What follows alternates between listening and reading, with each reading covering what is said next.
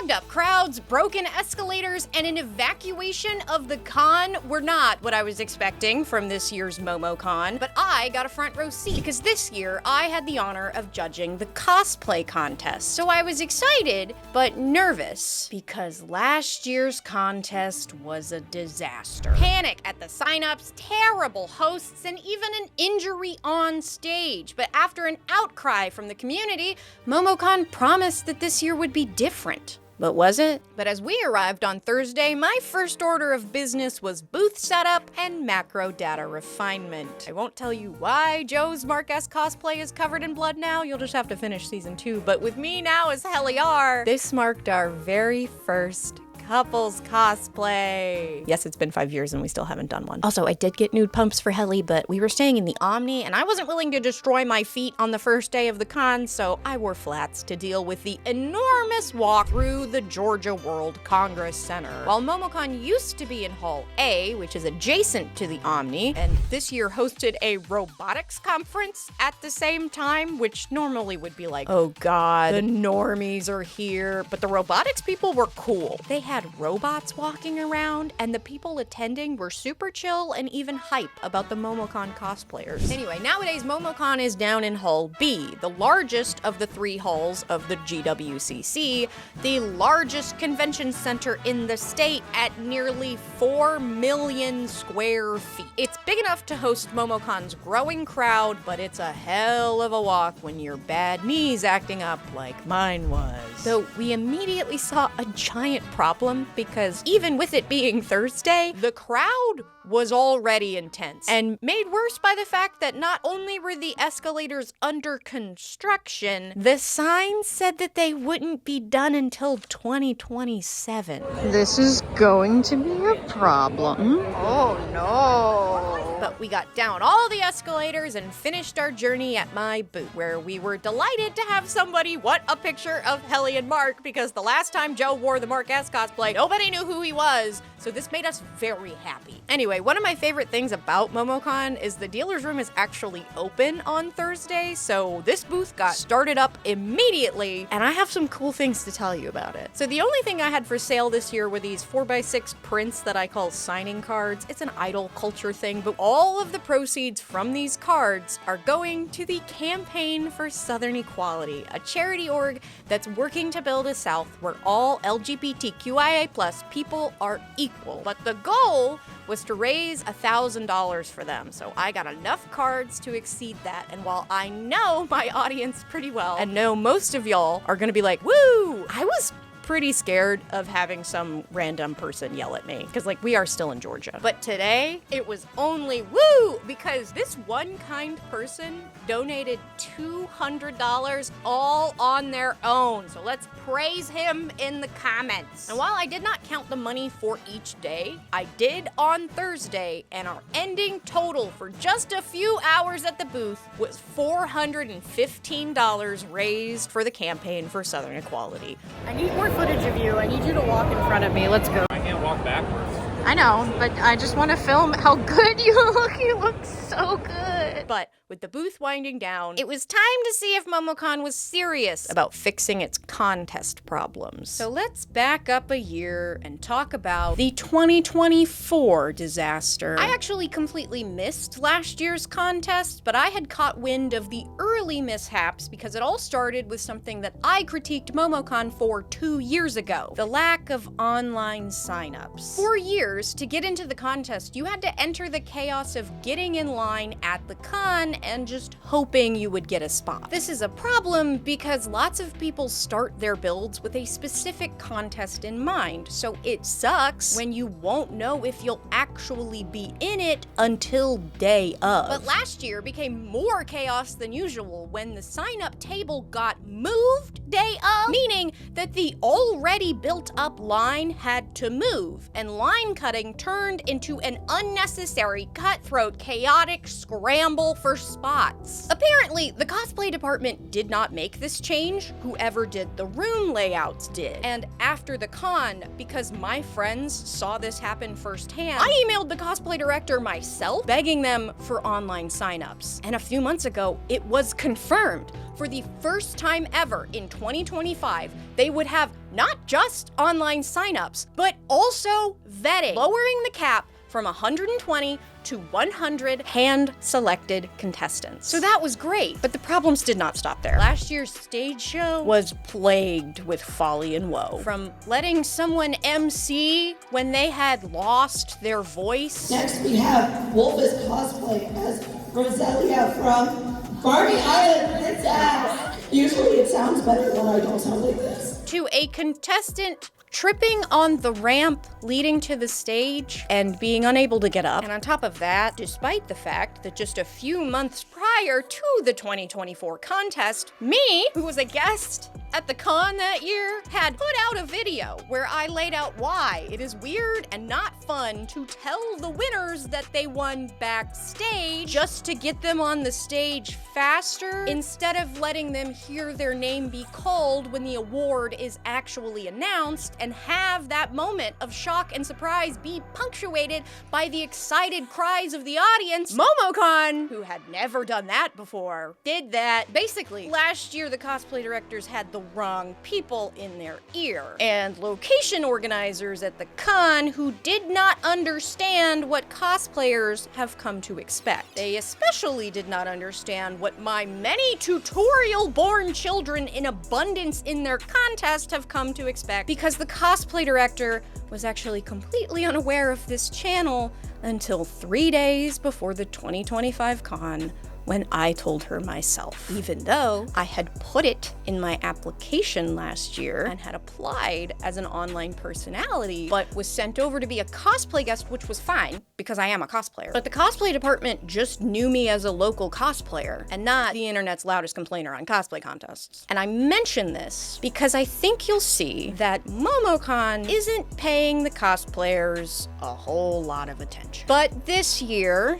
they've got the cries for change after last year's disaster echoing in their head, and the internet's loudest complainer on cosplay contests ready to complain. But the first change I got to see was a positive one: the new contestant mixer. This is something Holiday Matsuri has done for years, and it's a great chance for contestants to mingle, meet the judges, and get all the information they need for the upcoming contest. This ended up being more of a Q&A though, and I kind of got into a fight with the other judges about makeup. The contestant asked if they needed to wear makeup to get judged, to which another judge immediately responded, yes. To which I jumped in to say, well, at the Winter Cosplay Championship, the largest international qualifier in the United States, they don't make you wear makeup because they're judging the cosplay. Unless you have a prosthetic, I don't think it's actually necessary. But nobody agreed with me in that room, but I just liked everybody to know that I am pretty hard into the you should not be judged on your makeup unless it is specialty makeup that is part of the character. But not everybody feels that way about it. And while I back down in the panel, I will scream about it here. Anyway,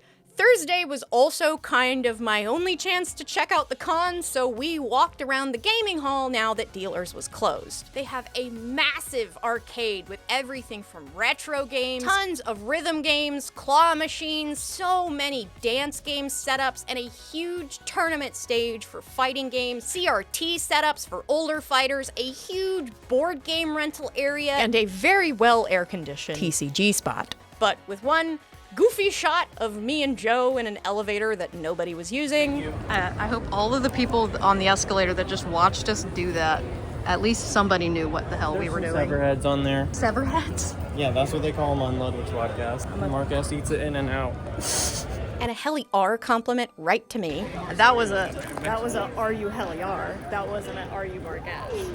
That was Thursday. Kohi kahoshi desu. And I could not contain my excitement for Friday because it was time to debut my oft-mentioned, only just finished Ocaroon cosplay, whose video will come out next month. So subscribe to see how I made him. And also subscribe because I'm almost to 300K. Please, crazy! But I was accompanied by a last-minute decision only made possible by the fact that Joe and I wear the same size. Joe debuted as male Momo, making our second couples cosplay kind of gay, because while people kept telling me I was gender-bent Ocaroon, I was just trying to be a boy.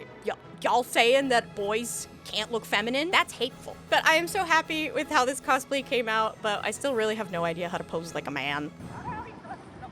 Do a Naruto run. I'm pretty sure that's how he runs. Huh? The Naruto run with your hands behind you. No, he runs like hands on all fours. Oh.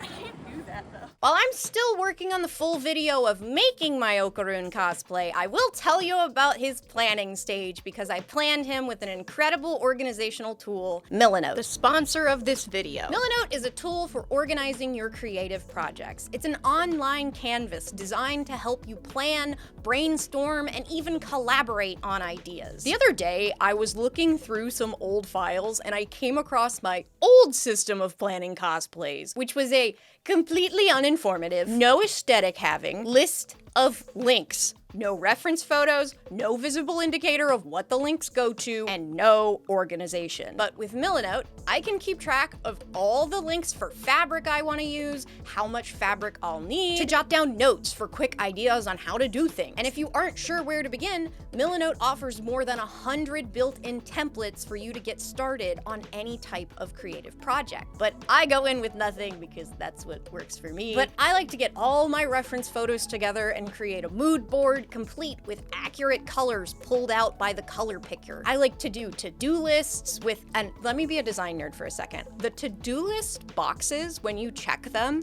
the text gets grayed out, which helps your eye literally focus on the things you haven't done yet. It's a UI element you might not notice, but it's actually so helpful. But I can put that mood board into a subboard so it has its own place. I actually put both Ocaroon and Momo in subboards so they could be together in love in one board together. And if you don't believe me that I actually use it, this is my wedding board. It is blurry, but it is real and it is giant. Plus, they just relaunched their mobile app, which means you have access to all of your boards in your pocket. Every project of mine now starts on Milanote because the freedom it allows you within its system just works with my brain. I find it incredibly useful, and I know a lot of you do too, but if you haven't tried it yet, the best news is that Milanote is totally free and there's no time limit on it being free. So join the rest of us and use the link in my description to check out Milanote today. But we made the long trek down to the booth again. But let me tell you the good strat to get down to the dealer's room quickly. If you take the escalator route, you're going to be moving slowly through everyone trying to funnel into them.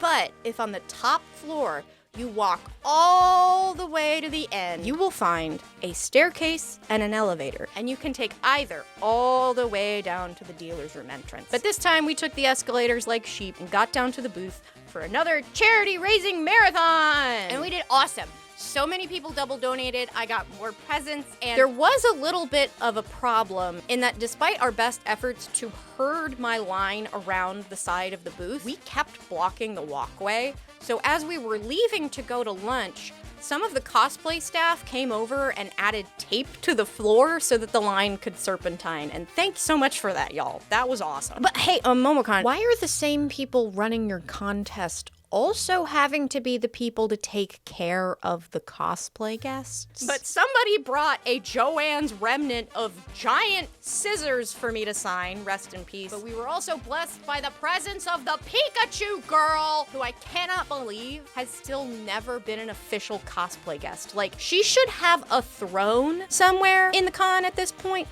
Momocon, she is your unofficial mascot. Please give her her flowers and make her a guest. But lots of awesome cosplays, lots of people that wanted pictures of Joe too, and lots of awesome people donating to a great cause. But with lots of money raised, we packed up and headed out, or we tried to, because we kept getting stopped because people loved Joe and Momo so much. Somebody behind us was like, oh, they're gendermen. You could be doing that. Why don't you just wear shorts? I told him he could wear pants. He's like, I'll wear these.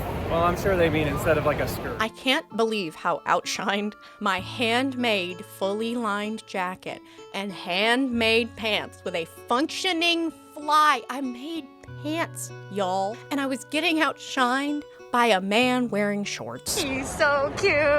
Look at him. Nah, I'm okay with being outshined. He's pretty cute. At this point, the dealer's room was crazy crowded, though the main halls were not too bad, and despite the lack of escalators, the traffic seemed to be moving pretty smoothly upstairs. We hung out in the room for a little bit and happened to catch one of the Momocon ads on the TV, which was pretty cool, but as I headed down in my comfy clothes, something crazy happened. I got in the elevator to go down. Somebody else got in on a phone call. They looked at me and said, "They're evacuating B Hall." To which I said, "What?" And you know what my YouTuber ass did? I ran. And as I came up to the front of the convention center, I knew it was true because the entire con was now outside and the registration area was completely empty. I made it up to the Hall B exit and asked some of the staff if they knew what was happening, but they had no idea. And as I peered through the window, I caught sight of another staff member running out, but they came out and just yelled,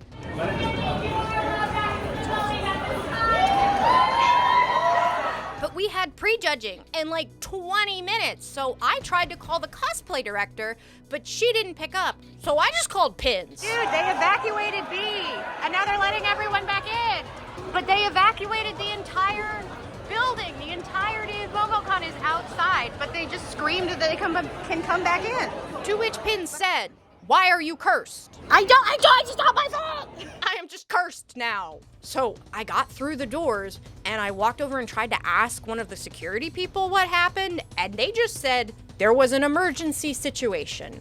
But then I caught sight of my friend Haley in the commotion, who was inside when it went down. Sorry. Building C to take a phone call, right? Uh-huh. And so I was like, all right, time to go back to the con, see my friends, and then I get over into this area on the opposite side. Yeah. And it's empty in here, and there were a couple of security people going, you have to leave, you have to leave.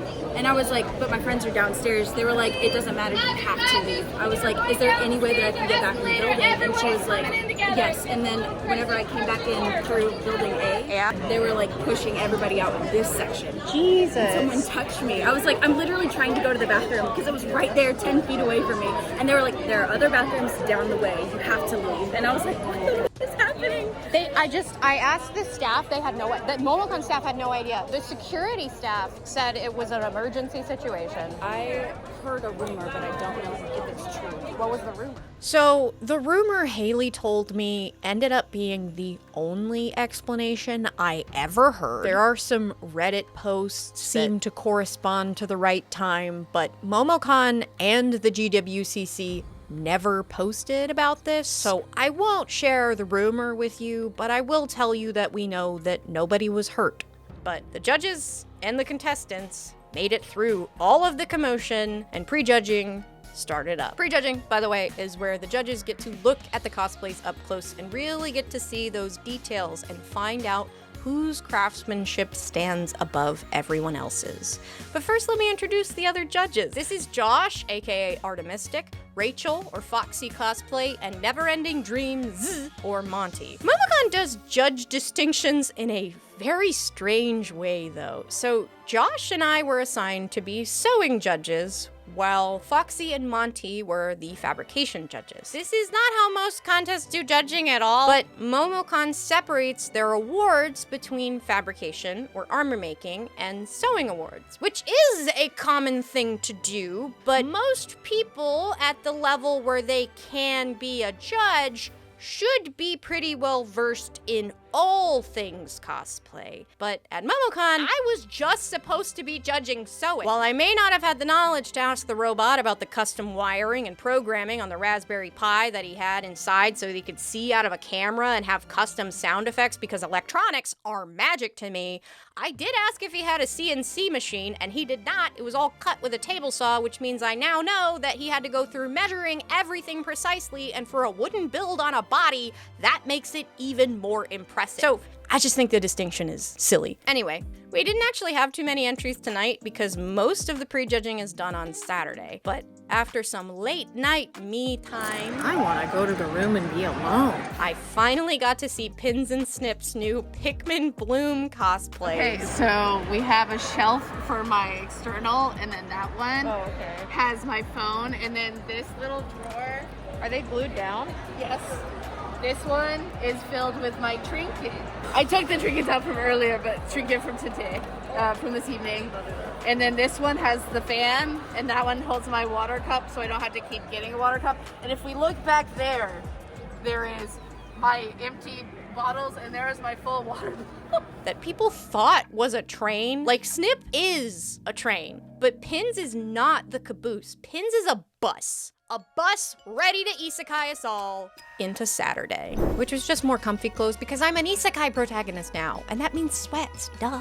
But mostly because we would be prejudging from 10 a.m. to 5 p.m. And today, we had some incredible ones to see. We were blessed by a new pig from Chiefy Creates. Yes, this is the mother of the pig. This Halo Spartan blew me away because everything but the helmet was foam, and it is not easy to get foam to look this clean and smooth. The cuts were all perfect. There wasn't a chip, a scratch, or a wrinkle anywhere, no Dremel marks, and he had the best handmade gloves I have ever seen. This cosplayer got brownie points from me for pulling off their wig and saying this. It's all made out of Frost Shape 600. Hey! I wonder where I got that idea. Josh tried to steal this plushie. Okay, I gotta go bye. And this was just funny. What is the mud? It's real mud. What? This Sailor Venus also stunned me with handmade tatted lace, another incredibly tedious technique. But in any contest, what we're looking for is cleanliness. We're flipping over seams to see how they're finished, inside jackets, under armor to look for those flaws that you can only see up close, and to appreciate the intricate details that you just can't see on the stage, like these little bugs on this white rabbit, or the entire tea party in the pocket hoops of the queen, or the hand-cut tissue paper forming these stained glass Sailor Moon scenes, or the embossed Sprin on these Adolin and Shalon cosplays, or the very specific shape of Melania's chainmail belt that I didn't need a reference photo to know that they were custom. Anyway, the amount of time that contestants get in prejudging varies wildly between contests, but because Momocon has an enormous limit of 100, it means that each contestant only gets 2.5 to 3 minutes. Some people go over that, which results in the contestants waiting around for a little while longer, but it shouldn't be a problem if you have good judges that know what they're looking at and can ask a few important questions. I often ask questions about things that I cannot see or am unaware of. I was completely stumped on how this hem was done. It was glue, cornstarch, and mica powder to seal the edge. And I won't tell you who was doing this, but one of my fellow judges kept asking people, "Tell me about your makeup." And I would be standing there with a burning question about the patterning process, the foundation of a cosplay, only to have the clock tick away for people in body paint to say that they use sunset makeup or Mayron. Anyway, we gotta talk about a problem with how this process goes for the judges. So every contest is different, but at the last contest I judged, they had the most reliable and best scoring system I have ever seen. But I had just come off that, okay? At Momocon, we did not have their numbers yet because they didn't get their official numbers until they came in. So we were having to fill in their numbers during their judging time. We also didn't have a full rubric. And there's just no excuse for a con with nearly 60,000 attendees and $5,000 in prizes up for grabs to not have a rubric yet. I will write it for you. Call me. Anyway, while I won't show you the deliberations, but I will tell you, we got into the biggest fight I have ever had in judging. We threw punches, I wrestled Josh to the floor, Foxy ripped out my hair, Never Ending Dreams did a cartwheel. I'm kidding. I wasn't even gonna tell you about what was in this argument, but someone is coming for my character, so I'm gonna be messy for a second. Basically, we got into a huge argument about 2 placements in the fabrication category. Again, a category I was not even supposed to have an opinion on. Basically, one of the other judges wanted to award one cosplay over another because that cosplay told a story. And I got very heated and essentially yelled, like, full volume, but this is a craftsmanship contest. What does that have to do with craftsmanship? And then I made everybody look at the build books, and we looked at the build books, and we decided off the build books. And I won the argument because I was correct, but I'm telling you all of this because apparently the cosplay director, maybe allegedly, thinks that I was the problem in the argument. Yes, I am your problem. It was definitely not your ineffective system or the fact that you chose judges that said things like this cosplay should win because it told a story. You invited that person to judge. And I'm the problem. The only person in the room willing to stand up and say, this is a craftsmanship contest. But how would you know? You, as the cosplay director, who have never competed in a cosplay contest before, are not a craftsman cosplayer and barely have an understanding of the cosplay community to the point that at dinner, you couldn't even remember Yaya Han's name and referred to her as that Asian lady who asked for too much money. I know what Yaya's day rate is, and it's very reasonable for her popularity level and for the expertise that she can provide to a con. She is queen. You did so little research that you had no idea that you were putting the internet's loudest complainer on cosplay contests into a perfect petri dish of furry and have the gall to say, I am the problem. You're not wrong. I don't get messy like this happily. I know it seems like I'm kind of reveling in how angry I am, but I'm angry. None of this is sat right with me. None of it. And there's a lot more darker stuff going on that I can't even tell you about, and I'm sorry. That's not my place. It doesn't make me happy to burn bridges, especially not with my favorite con. It sucks because I usually go into judging rooms and I come out with new friends. And I think with what I have just done, I'm gonna have some burned bridges. Yeah, so when judges fight, it comes down to the build books. Happy video. Build books are short pamphlets that contestants create to show the process of making that cosplay. And when we gotta compare apples to apples, when those cosplays are not in the room anymore, we defer to those. But even with our battle scars, in the end, we decided the winners and hugged it out. So I fought my way back through the now very crowded con. Like, I was not in the con most of Saturday, but Joe got some clips while I was in pre-judging, and I'm kind of glad that I was locked up in a room with like 7 people max. I got back into Ocaroon because of course I wanted to show off my brand new cosplay on the stage, and headed down just to the Omni Grand Ballroom, the new location for the contest. I do like it being in the Omni because it means that if a competitor is staying in the Omni, they don't have to fight the Saturday crowd either to get to where they're supposed to be. But the stage in here was not super big, but they did have a massive LED screen, which was super hype, but they did not use it at all. I was really impressed by the massive ramp they had back here. That's pretty cool, though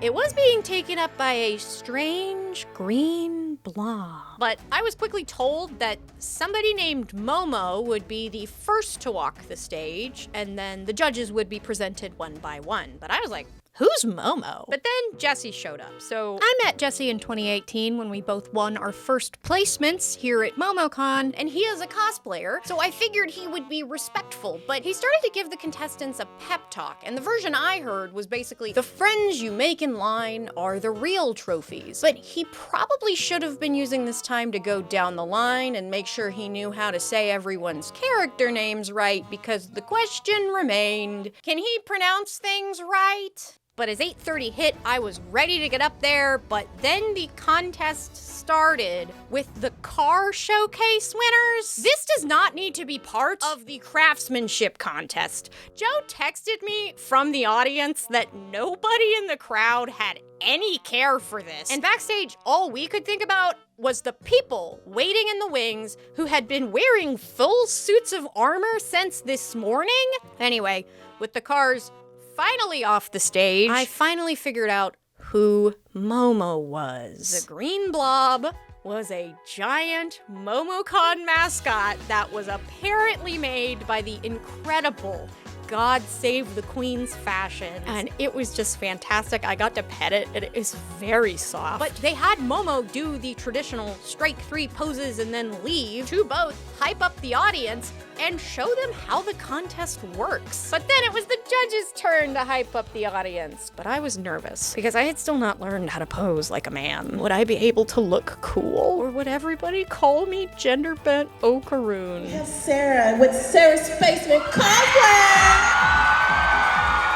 I think I nailed it. And thankfully, they got right into the contest. So, while some contests have stage presence points, Momocon does not. They actually don't require a contestant to walk the runway at all if they don't want to, which means that all that's required to do on the runway is for each contestant to get to those 3 X's, strike 3 poses, and leave. That is what we call a walk-on, but it's always so nice when people take that walk-on and turn it into a mini skit. Like how these Fate cosplayers sassed it up, how this Goldine took us all to Vegas. Come on, Bonnie Glitter! She's giving you, girl!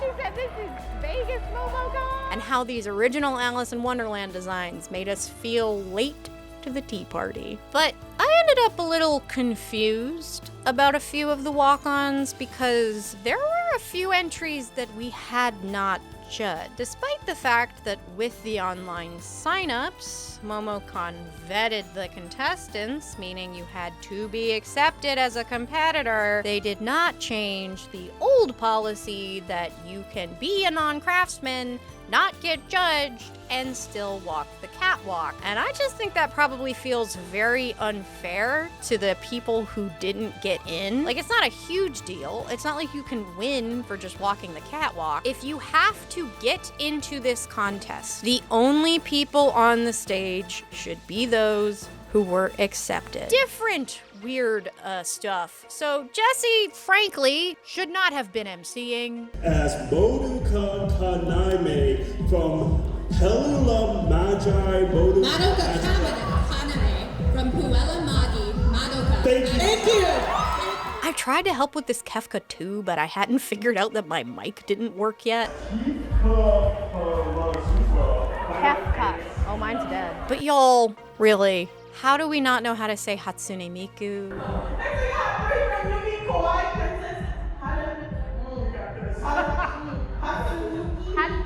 Miku. Thank you for vocal. This happened like a few times. And I had people come up to me after the contest and be like, thank you for jumping in on the pronunciation. Thank you for assistant hosting. And like, y'all, can I just be the MC next year? Here's my audition. Please welcome to the stage, Abba MM as Madame Morrible from Wicked. Up next, we have Dreamy Cos as Yume Kawaii Hatsune Miku from Vocaloid.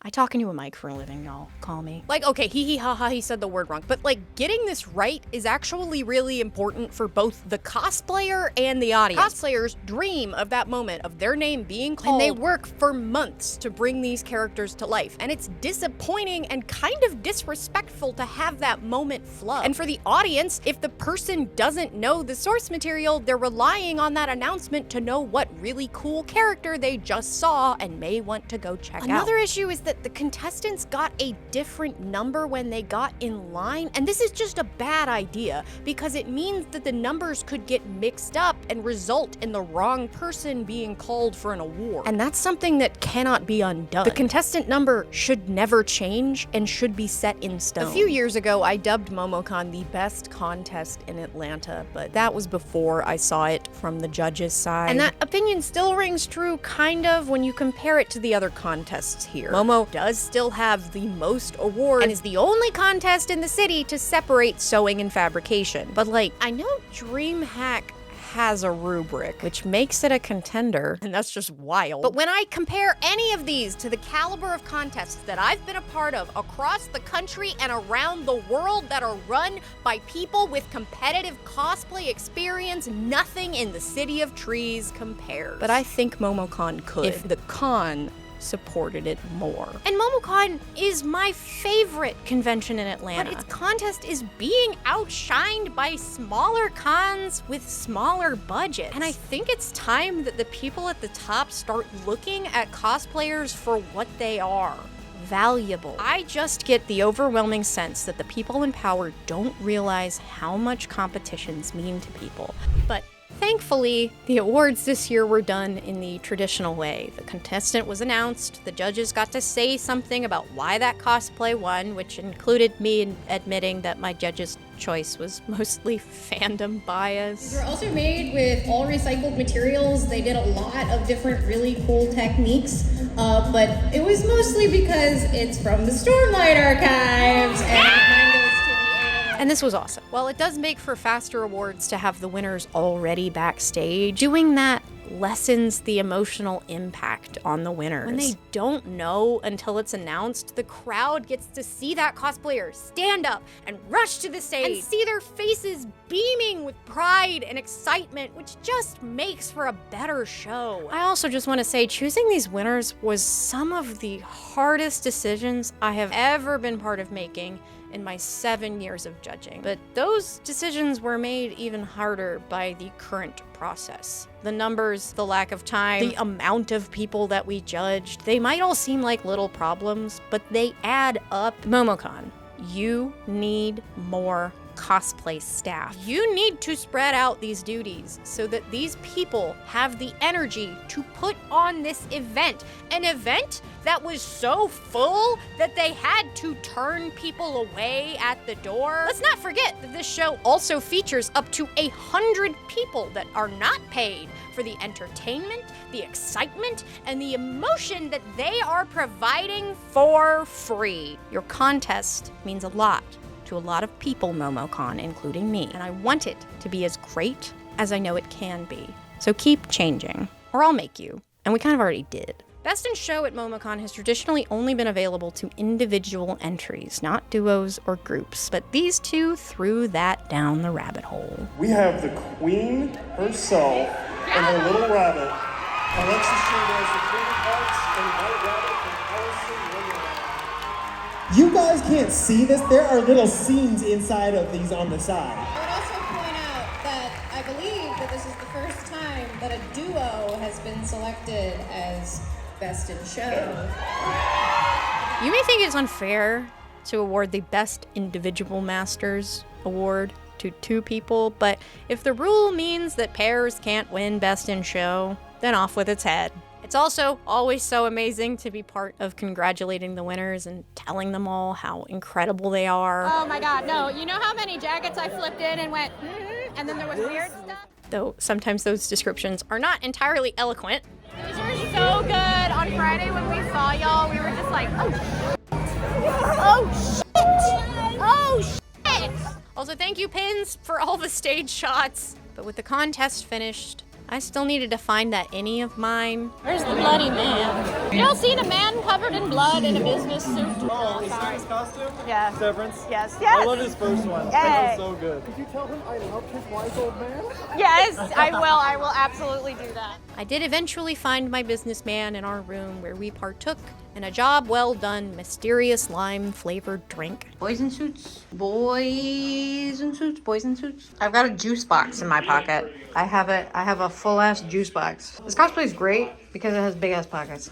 Do you have a juice box in your pocket? You do not have a juice box in your pocket. They don't supply those aluminum. And that was Saturday. Sunday was finally time for Momo to make her debut at Momocon. Joe slept off those mysterious drinks. I went down to meet someone who you've never met as a viewer, but I've known my entire life. Hi, I'm Rourke, the secret Sarah sibling. You can unlock me by beating 4 staff ghosts in time trials. Amazing. You know who what character that unlocks? What'd you say again? You can unlock me by beating 4 staff ghosts in time trials. Staff ghosts in time trials. You unlock Funky Kong in Mario Kart Wii. Oh. Rourke has not been to a con for years, and I felt like I had been waiting for years to check out the Artist Alley, so I abused my exhibitor access privilege to get down to the Artist Alley before it was even open. The goal was to just look for things and come back later, but Shop Trills was open, so I got me a new crew neck. I did also scope out this hat, but I couldn't buy it yet, so we headed over to my booth to finish out the charity drive. And we found presents stashed at my booth, including very sweet notes, a very nice sticker, and a bracelet from the Bunny Queen herself. And with this last booth montage, I just want to say thank you to everyone who excitedly donated. And while I know that there will be some dickheads on the internet, at the end of the day, the beautiful souls of Momocon raised $1,275 for the Campaign for Southern Equality, exceeding the goal. Anyway, I got to say goodbye to Allie. I got gifted Cheez-Its once again, got the booth closed up, and did one final lap in now ungender-bent Don cosplays. But I got the hat I wanted, and we ran out of the Artist Alley over to the board games really fast because the Artist Alley was so crowded, and we all horribly lost our board game to Joe. And as a new fan of Momo, the Momocon mascot, I acquired a Momo as Momo at Momocon, and the guy at the booth called me Miss ISA. But we got the literal last picture taken at the free photo set. Saw a final great group of cosplays, and headed out. My final verdict on the Momocon cosplay contest is this. Cosplay contests remain the Wild West. We have no regulations, so it's up to us as cosplayers to tell cons what we expect. I don't complain about these things because I want to put cons down. I do it because I want them to change. I laid out all of my complaints to the cosplay director in another email, and I hope that they make the changes, but right now, Momocon, you are too big of a convention now to still be running your contest like the college con you started as. You can do better, and you have my number, so call me. Mask off, full honesty. This has been the hardest video I've ever made. Like, I can't tell you how much Momocon means to me. It was the first cosplay contest I ever saw. It was the first cosplay contest I ever placed in. It's a very special con for me. But the behaviors that I saw behind the scenes, I feel like cannot go unaddressed. And there are things that happened that I straight up can't tell you about, that I wish I could. I wish I could tell you every little honest thought I had about this, because that is my biggest goal with my content, is to give you my real thoughts and opinions, even when they're negative. And they're very negative about Momocon this year, and that hurts. And I don't want anybody to think I'm like coming for someone's livelihood, because I know this person like has a real person job that this is not going to affect. Momocon, you need new cosplay staff. You don't just need more cosplay staff, you need new cosplay staff. And when I say call me, I mean it. That's all I gotta say. I also just want to say I'm sorry to the contestants. I know you probably were thinking you'd be in like a more positive video, and I know there's still positivity in this. I actually kept thinking of splitting this into 2 different videos, but if I did that, I would have also had to cut out all the things I wanted to gush about with a lot of these contestants, and I felt like I owed them that, even if this video was pretty negative. Thanks for watching. Patreon, send your friend your mom, please subscribe. Not the usual outro, but not the usual feelings about the thing I'm making. But the biggest thank you to my newest big support tier patrons. Tony, Chris, Lexi, Melody, Evie, Xenophilos, Tenoshi Cosplay, Vulcan, Scribe of Storm, Grace, Bean, Era, Gevs, Boogies, Scott, Buddy, Jen, Kayakin, Melinda, Natalie, Corinne Game, Valerie, Al Meow, Anna Os, Saint, Deeg Cakes, Hiromi, Lunar Excarnation, Cry God, and M. Decia. Thanks so much for watching. Bye!